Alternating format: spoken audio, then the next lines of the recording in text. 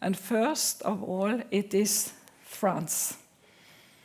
I met Franz many years ago. And he has changed my life, or his work at least, as his work has changed the lives of thousands of people around the world. It is his work. He is the founder of IoPT, both the theory and the methodology.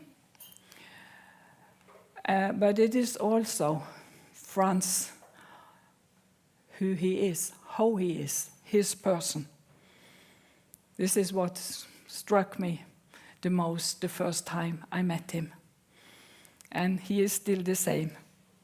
So humble, so eager to share his work with us, with all of us. And I guess you all know, but I can say it. He is a retired professor in psychology from the University of Applied Science in Munich. And now he is running his own practice in Munich and traveling again to present IoPT around the world. I'm so happy that you can be here, Franz. So please, the floor is yours. Warmly welcome. Thank you. Welcome. Thank you. Yeah, thank you, Evelyn, and thank you, Marta, for this introduction and to organize this event again. We have met already last year here, and I think it was a useful meeting, and that is good that we again have the opportunity to be here together, to exchange our experiences, to discuss the theory, and also see what has developed since then in the method, because also the method is something that I always thinking about. How can we improve it? How can we get a more direct way to our inner structures, and how we can address our still split of trauma parts, and how can we best integrate them into our healthy psyche. Okay, this meeting or this conference is about trauma and health. And now I need my presentation. If you could give it to me, please. On the computer here. You have to open the laptop. It is.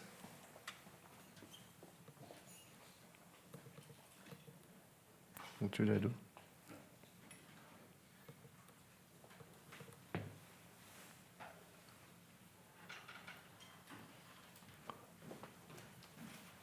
Okay. Sorry.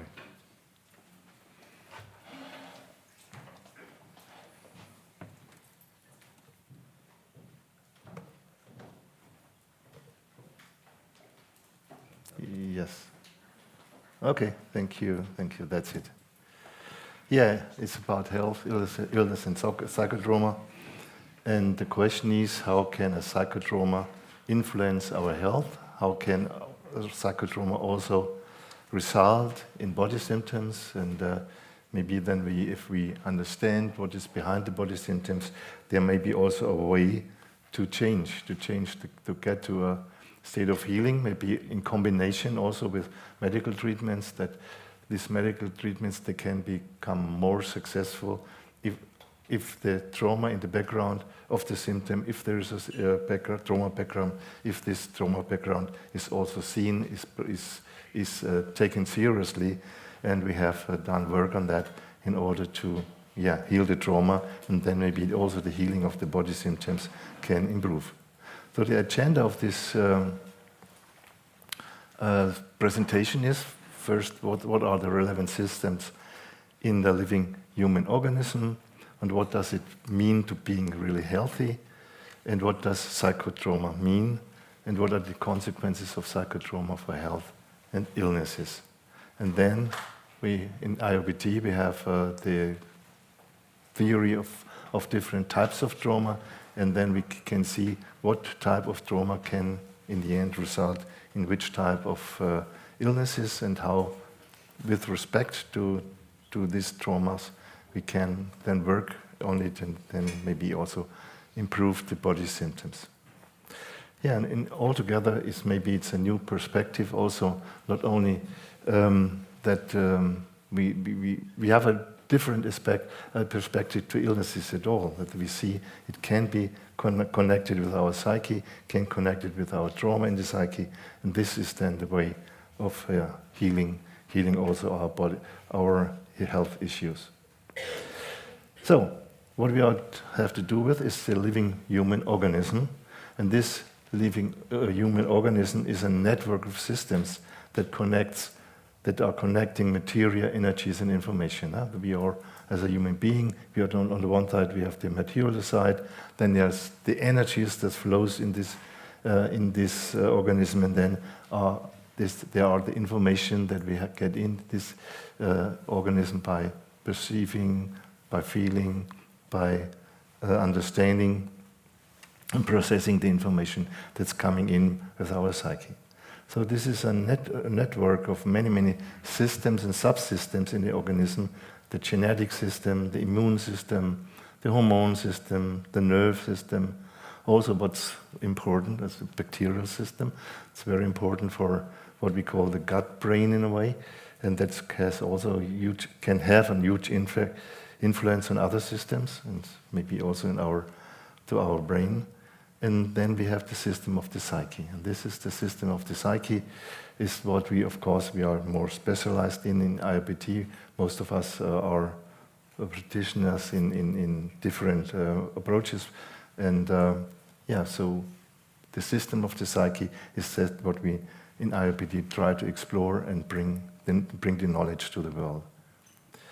Yeah, what is making the difference? The difference is between well-being and health, and on the other side, suffering and illnesses. And of course, the human body is not just one body; it's female body and male body, and this maybe is also important to see the difference between a human body, a male body, and a female body, because already in medicine they see that the treatment of the female body and the male body must be different, and the same is here when we work with our trauma issues, and that we see that the trauma that can happen to women is maybe different from the trauma that can happen to us as male persons. Yeah, so when you think about it, what does it mean being healthy? What does it mean for you? When do you feel healthy? When you think you are healthy? What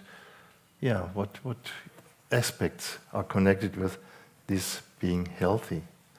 I have some ideas, write them down here. It is about stability, that you feel stable in your body, at the same time that you feel flexible. No? That stability and flexibility in your body is something that is needs to be there, and it needs to be there, this mobility. And being mobility is such a basic for our health, and we also know that body movement is something that can improve our brain. It's improving. It's something that is helping us to the brain system is growing, is connecting.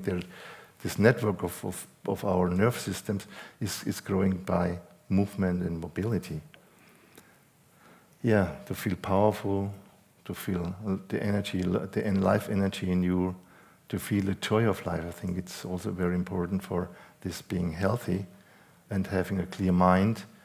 And if we look at this research that has been done by Aaron Andonovsky, this Israeli researcher, he said what helped people to feel good and feel healthy is that life is something that I understand, life is something that I can't foresee what could happen, and my life is meaningful. So that my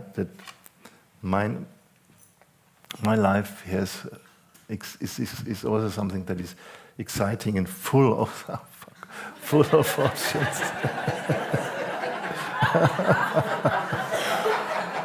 Oh yeah, yeah, and also having a good humor is also something that that helps us to be healthy. I don't know how this happened. Okay, yeah. So maybe this, looking at this picture and seeing the children, and this we get an idea what does it really mean to feel healthy and to be healthy.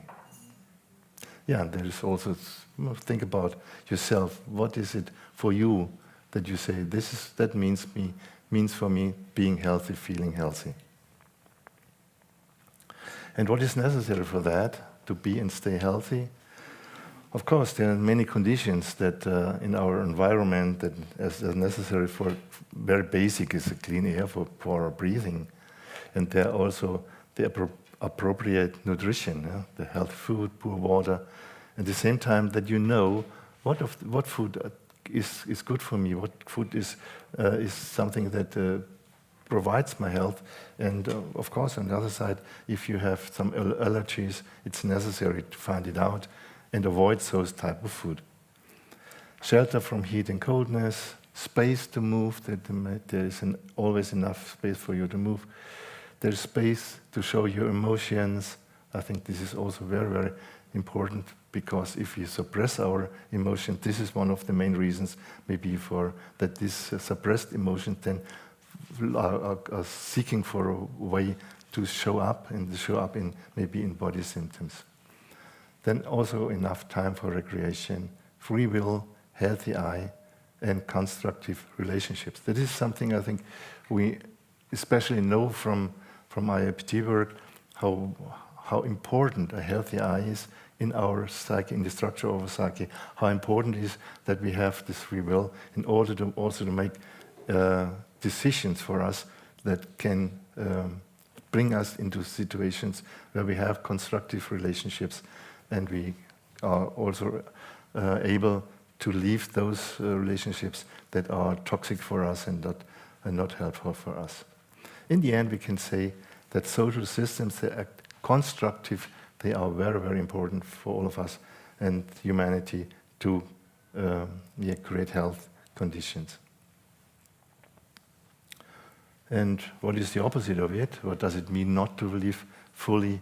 That means we see this in the symptoms like rigid muscles, frozen emotions, being mentally blocked, functioning mechanically, being over-controlled, being socially isolated. And in the end, our body feels like an object. It's not that I am my body, I feel my body, I like my body, but my body seems to be strange, something strange for me. And then in the end, life feels a burden. If you are not connected with our body, then in many ways the life can be very stressful and very hard to deal with it. Yeah, and the question also is, how are body and psyche connected? Are these different, if there's different entity, or how much is body and psyche maybe in the end just one thing? The body and the psyche are just different perspectives how to look at it. And for me, the body and psyche are interwoven within this living organism, and they develop together since conception. So I also, those who are familiar with IoPT, you know that when we look at the biography of a person, we also say that from the beginning on, the very beginning of our life, there is already the psyche that develops, and the psyche that also already can be coming under traumatizing conditions already before our birth. So traumatizations can happen before birth and influence our healthy development. Yeah, so trauma. What is trauma? On the one side, we do have something like a physical trauma. Yeah? The trauma is something when physical forces, chemical energies, biological agents, they are so strong and too much for the human organism to cope with it and overwhelm our resisting and repairing capacities. And this then can have long-lasting consequences. long-lasting damages and impairments, and a lot of illnesses maybe can also come from this type of trauma, the physical trauma. On the other side, what is this psychotrauma? What is the specific thing in a psychotrauma? And here I refer normally to these two German authors, Gottfried Fischer and Peter Riedesser. They have written a textbook about psychotrauma, psychotraumatology, in the early 20s, the beginning of the 20th century. And they define a psychotrauma as something that is a vital experience of discrepancy between threatening situational factors and the individual's coping capacity that is associated with emotions of helplessness and the lacking of any protection that creates thus creating a permanent instability of the self-concept and the conception of the world. It sounds a little bit complex, but in the end, if we look closer to it, it's quite clear. It is a life experience, a vital experience. It means it has to do about life and death. It has to do with can I further go on with my life? Is it possible to exist further? And this is this vital experience. And then you have the discrepancy, that means between the situation and your capacities. That means the situation where you're in is too much. There are too much. You're confronted with a situation, you can't cope with it, your resources you have, and so in the end, there is a situation where you feel hopeless, overwhelmed, without protection, and the only way to deal with this situation is to keep reality out as best as possible. To keep the reality that is threatening you, keep out of your mind, keep out of your perception, keep out of your emotions in order to have a chance to survive. There's another definition I show you here, that psychological trauma means any disturbing experience that results in significant fear, helplessness, dissociation, confusion, or other disruptive feelings intense enough to have a long-lasting effect on a person's attitude, behavior, and other aspects of functioning. This is what I think one of the important thing in trauma is that if you experience that, you can't. It's not possible to forget about it, or even time doesn't help to get over it. It stays with you. It stays in your body. It stays in your nervous system, and therefore we have to find emergency mechanism to deal with it. And in the end, it's also important that we say, okay, one day we need to have an opportunity in order to deal with this experience again and to get rid of it and to integrate it again in our psyche. And here in this definition is also said, traumatic events include those caused by human behavior, for example, rape, war, industrial accidents, as well as by nature, for example, earthquakes, and often challenge an individual's view on the world as a just, safe, and predictable place. Yeah. And maybe it's also important to mention that the trauma that is caused by human behavior, it's quite different to deal with it than what is caused by nature. Because when there is a natural catastrophe, then normally we have a solidarity that people they come, they want to support each other, they help each other in order to get over the situation, in order to repair the damage and such things. But when there is the trauma is caused by another human being, then normally we have a situation that splits the communities, because then we have on the one side we have the perpetrator, on the other side we have the victim, and then we have also the tendency that some person in these environments, they identify with the perpetrator, they don't take side with the victim, and though maybe in the end as a victim of such a trauma you also feel betrayed by those you hope they would support you, you hope they would be on your side. So this is something, of course, that also happens in war situation when you are defined, when the on one side defines the other as being an enemy and being the bad person, then it's clear that there is no empathy for those or the victim of those actions. Yeah, and the important thing is also that the challenge of the individual's view that the world is a just, safe, and predictable place. That this is, if you live under these conditions, you can imagine how stressful it is, and how then this can also impact your health condition. And on the long run, we all know that chronic stress is one of the main factors of illnesses, of getting ill and staying ill. So we can say that a life experience becomes not only stressful but traumatic if we face a risk for our body and our psyche and are incapable of dealing with it with the help of our stress programs. This is what we normally can activate inside ourselves, that there are stress programs in order to cope with the situation. But trauma means even those stress programs can't help you. Even these stress programs, if they are activated, they may increase the danger for you, increase the risk for you, that when you are attacked, even more that you are even more attacked.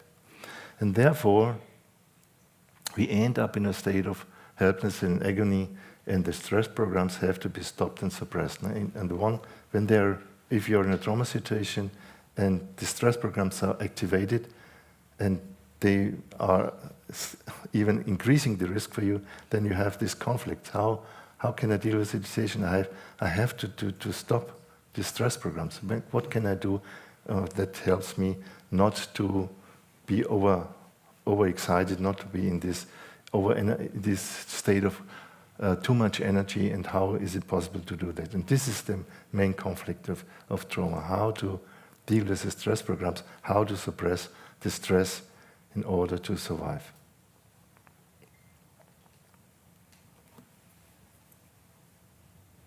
So we can say that the psychotrauma in many aspects, in many ways, includes the fact that our relations with other human beings can have overwhelming effects that we cannot cope with it emotionally, mentally, or socially. And the traumatic process in itself starts with the traumatizing situation, the experience of the trauma, and then the short, medium, and long-term consequences of a trauma. And long-term consequences of a trauma, meanwhile, we know, last year we had also the conference about transgenerational trauma here.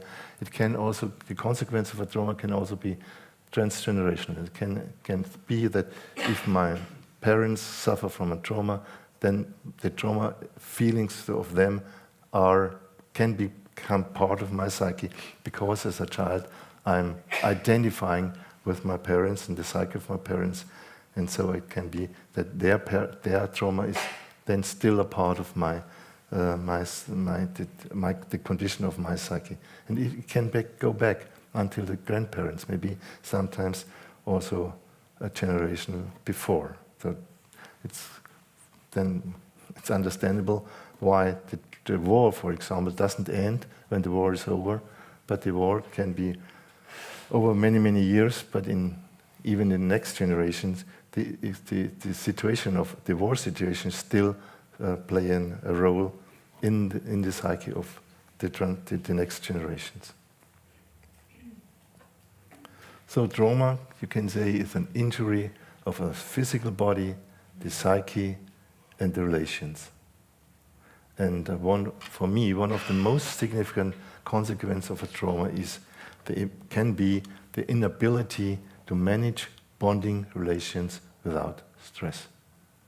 And this is, of course, very important that we know that, because this has to do also bonding relationship, they have in a very profound way have to do with the relation between children and parents. And if my parents are, because they are traumatized, not able to deal with the bonding, then this is the root case, one of the most important causes of trauma in children, that I cannot connect in a good way, I cannot connect in a safe way with my parents, and I have difficulties to bond with them in a healthy way. And that means that many of us not only suffer from one single trauma, but from what I call the trauma trias: not wanted, not loved, and not protected. And this not wanted, not loved, is very often, it has to do with the trauma on the side of the parents, that they are not able to be the parent for a child, that the child needs to feel safe, to build a safe basis for his psyche. And so from those who already know IoPT theory, we talk about we use the term trauma biography, the trauma of identity as a basis of it. Then out of this comes trauma of love. As a next step, it could be that there is also a trauma of sexuality, and then on top of it, the trauma of being a perpetrator, because when I am the victim of trauma, it can easily happen that I lose contact with myself, I lose contact with compassion feelings, and then I can end up in the situation of being myself a perpetrator. And this, of course, is something that you can't say, okay, then I'm a perpetrator, everything is fine, but being a perpetrator also is something that your psyche cannot tolerate. It is necessary that you split the fact of that you are a perpetrator, and then you need to develop perpetrator attitudes, as well as maybe when we are the victim of trauma. Normally it's hard to accept being made a victim, be feeling like a victim, and so we try to split this off, to deny it, and then we develop our victim attitudes similar to those this situation when we are perpetrator. Then we develop perpetrator attitudes. Yeah, in general, the trauma emergency mechanism consists of many different factors. One of the factors is then the immobilization of the body. We go in a state of freeze, and the body, we can't move, we can't go on with our movements, and the next state is then freezing of our feelings, because these feelings are too much. It's too much to deal with the fear, it's too much to deal with our anger, it's too much to deal with our pain, it's too much to deal with our shame, it's too much to deal with our feeling of being guilty. Then the emergency mechanism is that we freeze as best as possible these feelings. We go into a state of numbness. Another layer of this emergency mechanism is the dissociation. The dissociation in our mind, we go out of reality, we give up contact with the reality, we do not fully understand what's going on, and dissociate from the reality.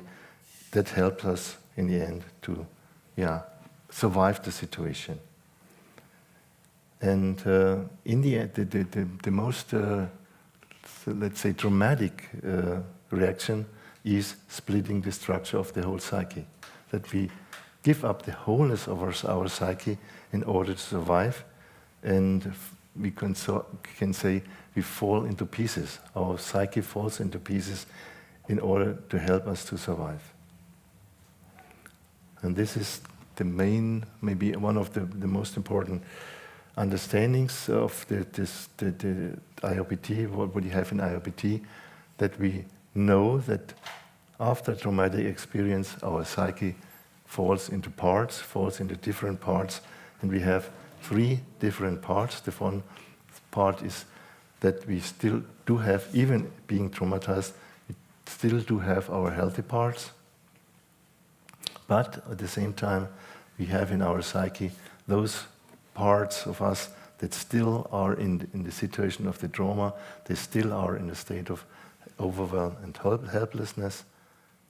And then, as a compensation for this, we have the third part in the psyche that we call surviving parts. And these surviving parts are in a permanent state of stress because they need to suppress the memory of the trauma.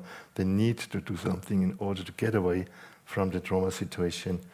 And so maybe in many situations we need to make use of our surviving parts in order not to be reminded of what's still there in our psyche, what's still there as a trauma in our psyche.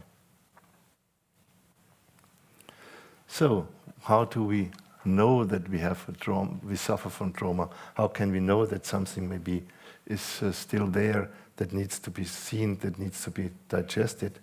And it's our symptoms. And symptoms are the main, the gateway towards trauma. Our symptoms, they can tell us, look, there's still something you have not digested. There's still something you need to deal with it. There's still something that needs to be seen from your biography. And so this can symptoms be like panic, like depression, like restlessness, inflammations, rage, headaches, high blood pressure, drug addiction, confusion, cancer cells, whatever. So the amount of symptoms that could be connected with trauma experiences, in a way, maybe they are endless. And so it's always an option, it's always good to look deeper, to go beyond the surface and see if there, deep down in our psyche, there's still a psychotrauma that needs to be resolved. There's also one of the knowledge in IoPT, something we have learned from many work with our clients, that the earlier in life we make traumatizing experiences, the deeper and longer lasting the effects in our health and can be. And these early trauma experiences, so it's very helpful and useful also to look at the early phases of our development in order to understand what could happen already there that was traumatizing for us and then could produce a lot of symptoms, even symptoms that have to do with our health and our illnesses. There is a very important study done by some authors like Felitti and Ander, they are named here, but many others, that is called Adverse Childhood Experiences Study. The beginning of this study was that there was a sample of 7,500 adults, mainly white and educated, so that maybe even people that comes from more privileged sides from the society. And then it shows, when they were asked, what happened in your childhood, what type of experience you made, it showed that even more than 76% of them had minimum one ACE, that means one adverse childhood experiences that has to do with physical, emotional, sexual abuse, neglect, parents with mental illnesses, parents with substantial dependencies, parents that were in prison, the experience of separation and divorce for the children, and domestic violence. So these were just 10 factors that the people were asked, did you ever experience this in your childhood? And it showed that many of them had this minimum one ACE, and then of course others had many more, so 12% with 4 or more of these ACEs in their biography. And then the important thing is, the more ACEs people had and reported, the more they had health problems. That means if you have 7 ACE and more, then you have 3 times more possibility of developing lung cancer and 3.5 more possibility of developing heart attacks. And even without the risk behavior, for example, not smoking or not moving enough or not enough body exercise, then the toxic stress in the brain, the more ICEs you have experienced in your life, the more you have this toxic stress damages in your brain. And this, I think, it's very clear proven for what we do, what we experience in our IoPT work. The early trauma, the childhood trauma, is one of the most prominent risk factors for developing bad health conditions.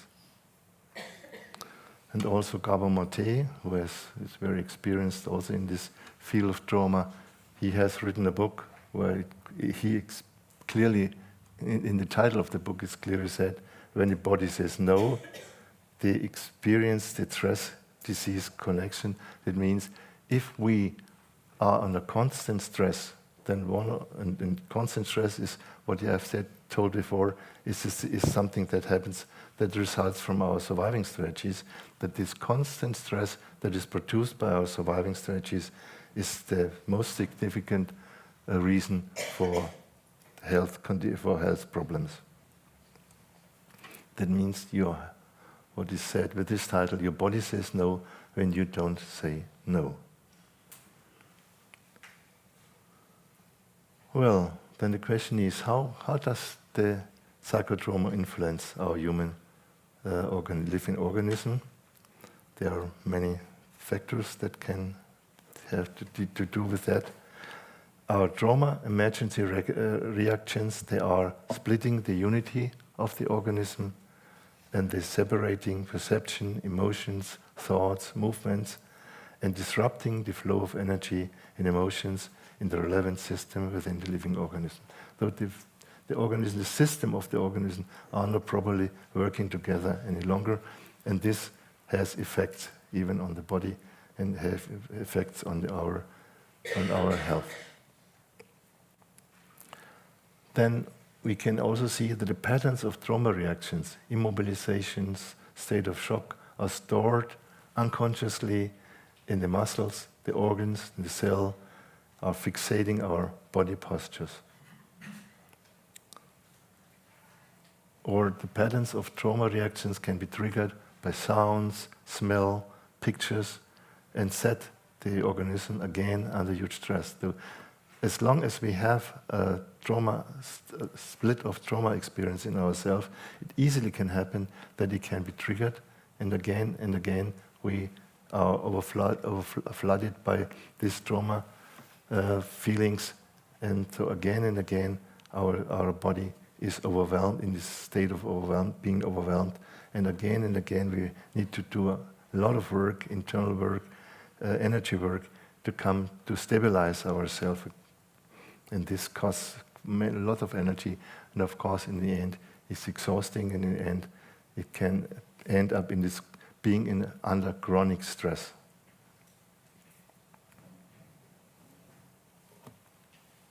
And our unconscious surviving mechanism and conscious surviving strategies, they're working hard to control and suppress the trauma reactions. For example, by reduced breathing, controlling our emotions by the use of medication or even drugs. And the suppression of trauma reactions and memories cause a state of permanent stress within the organism, and stress means reduce immune reaction and digestion activities, increase blood clotting, and what is, I think, very important here, there is no complete state of recovery. As long as we are dealing with trauma, we can't recover completely. And the chronic stress, I have mentioned it already, is the reason for many, many illnesses. And the repair systems of the organism, they lack interaction, coordination, and cooperation.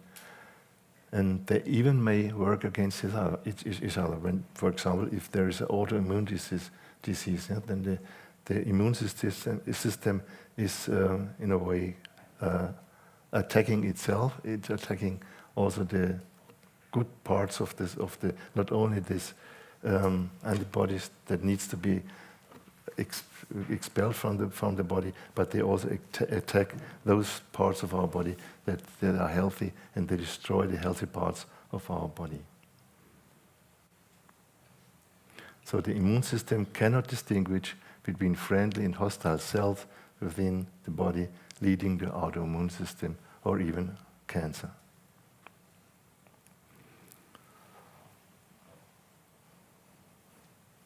And these trauma surviving strategies from our past are burdening and exhausting, but are seen as a solution for present problems.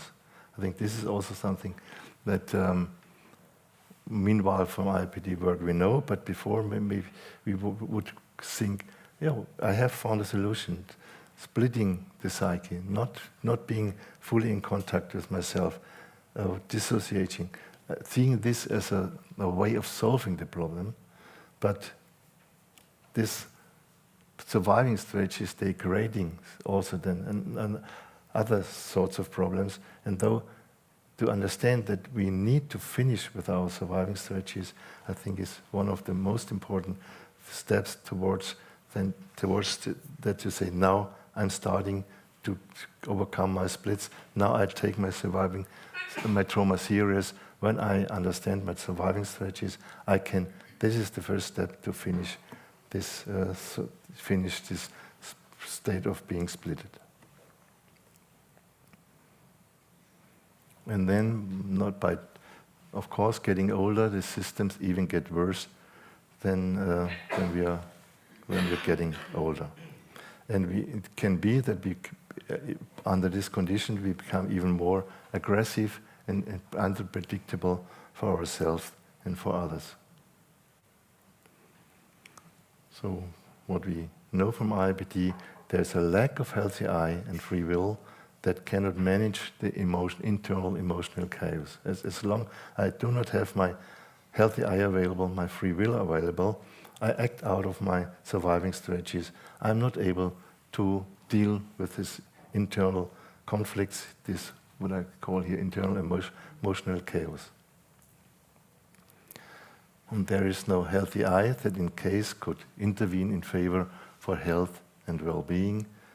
And because we have to suppress our memories, we cannot develop our true identity. And we become even more stressed and losing self-discipline and self-care. Yeah, and one of the, maybe also the most important thing is that we, as long as we are in this state of trauma and not resolved trauma, we stay in destructive relationships. And maybe even worse, we seek them actively. And we again and again go in those relationships that are not good for us, that are what modern expression is, that are toxic for us. And this, in the end, you can say, these relationships, they are the source of making you ill. Because then you're in a permanent perpetrator-victim dynamic with somebody else. And on the other side, you're not able to leave this system. And as long as you stay in this, you have behave as a perpetrator and feel as a victim. If maybe you have worked already with couples, in this situation when working with couples, it looks like as both of them are attacking the other person, but feeling at the same time as a victim.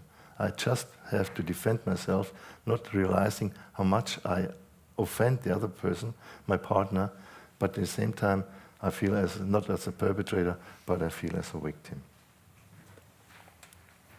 So these are just a few aspects of how this psychotrauma can influence our human organism, the human living organism, and how it can affect, also result in our in illnesses.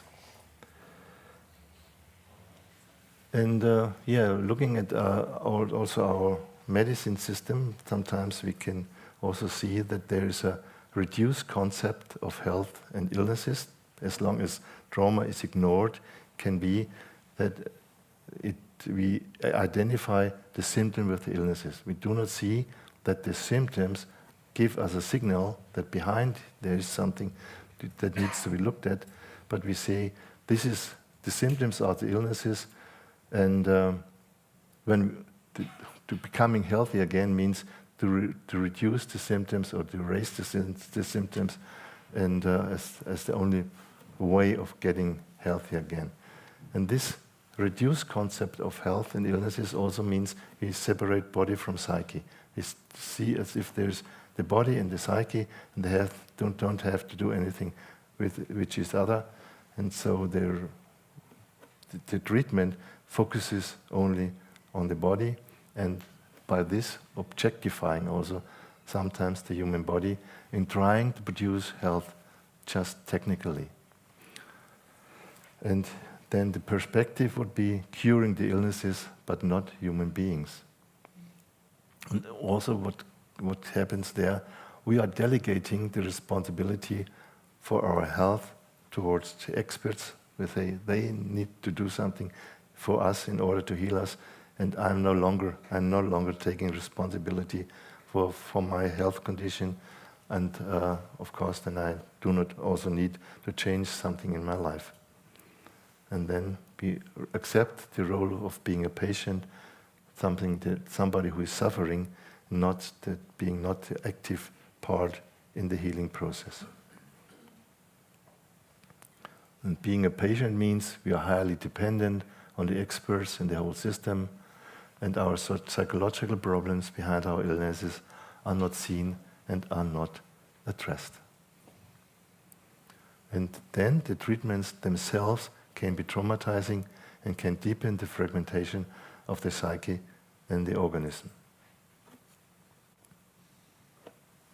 So the medical treatments, if they are not connected with the biography of the person, if they are not seen as a consequence also of the biography of a person, it can be that these treatments also have a traumatizing effects on the person. So erasing and suppressing or diminishing the symptom of illnesses does not heal a trauma behind, but can sometimes destroy useful information and makes the understanding of the deeper and real causes even more difficult. Of course, and this is important also to mention here, not every illness is caused by trauma. Of course, there's many other reasons for that. But in the fact, when the trauma is in the background of the illnesses, then it is like this, that you trying to erase the symptom means you do not take the trauma in the background serious. You try you try to forget about what's happened to you by healing the symptoms or erasing the symptoms, and thus, in the end, we know this, it does not work. It doesn't work, really. So, what does it mean, healing the roots of trauma? And here, as I mentioned before, we have different types of trauma in IoPT. In our theory, we have, as a basic trauma, we have the trauma of identity. That means we need to acknowledge the fact of being not wanted as what is the root of the trauma of identity, and feeling the consequences of it. The consequences that can also be connected with attempts of abortion, lack of contact with the mother in the womb, life-threatening birth processes, and anxieties by immediately being separated from the mother after birth. These are those situations where we have to deal with when there is a trauma of identity, and coming into contact with those split off parts of ourselves. That is really something that could deeply, deeply heal a human psyche. The other type of trauma, the trauma of love, that we understand the entanglement with traumatized parents, that we are not able, of course, of their own traumatization, to love the children in a healthy way, and that we as children needed to identify with the illusions of love that we are offered also from our parents. Another very important trauma situation can be the trauma of sexuality, that we can identify the trauma of sexuality by the relevant symptoms, that we admit the fact of being made a victim of this type of trauma, that we can name the perpetrators, and then we also can understand when we self-perpetrate us in order to protect the perpetrator, and that it's necessary to leave a perpetrator-victim relationship and leave those systems where such things like a trauma of sexuality can happen, and then we can go again in a loving contact with a split off and numb parts of ourselves.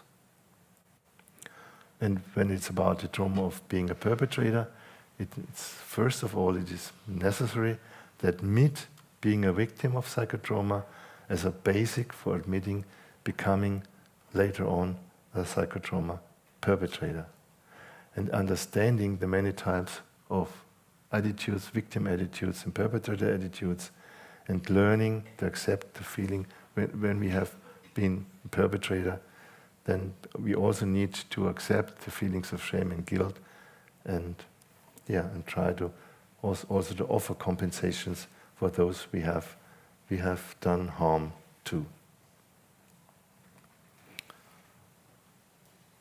Okay. Yeah, what is the basic method of IoPT? It is the intention, it is that we formulate an intention, that we try to get closer to what is behind, what is the trauma in the background. We formulate the intention, we create a space, free space for the self-encounter by exploring the trauma in our intention and using resonators, if we work in groups, resonating as a mirror of our psyche. That is what we do practically after the lecture, and we have some opportunities to learn this. So, what are some steps toward a healthy identity and new culture of health? The first thing would be accepting that psychotrauma is widespread in every society, reducing health damages by preventing traumatizations as best as possible, and becoming in the end the subject of our own health by taking responsibility for biography, taking responsibility for ourselves, and doing as best as we can the healing, and trying to heal our trauma that still is stored in our body. Okay, good. Thank you.